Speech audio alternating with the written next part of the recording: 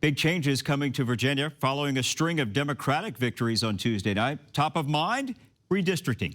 ABC 13's Brittany Slaughter shares a look at what's expected next in the move to redraw congressional maps.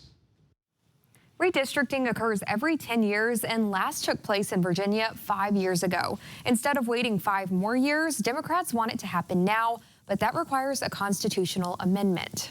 The General Assembly needs to pass it in January before heading to voters, but Republicans say it's unconstitutional, so they're taking the issue to court. I asked former U.S. Attorney John Fishwick what's to stop both sides from constantly changing the maps. Republicans gain control again, and they say, we want to redraw the maps again. Would it require another amendment? So if it changes again, the Constitution, if the Republicans regain power and wanted to change the Constitution, they would have to go through this same process. Virginia Democrats say the recent effort is in response to Republican-led attempts to redraw state maps in their favor across the country. I asked U.S. Senator Mark Warner if this should be able to change so often. He says they're just keeping up with other states.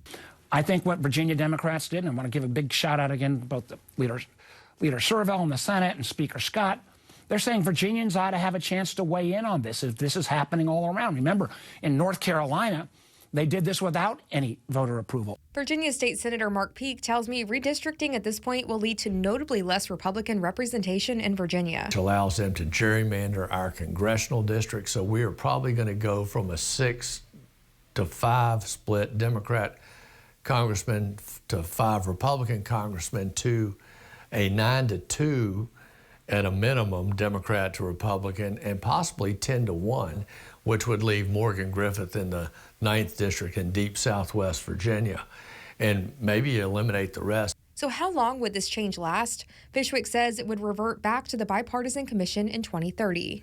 Fishwick says a lot has to happen in the courts in order for this to make it to your ballot at the midterms, at which point the proposal expires, so the clock is really ticking. Back to you.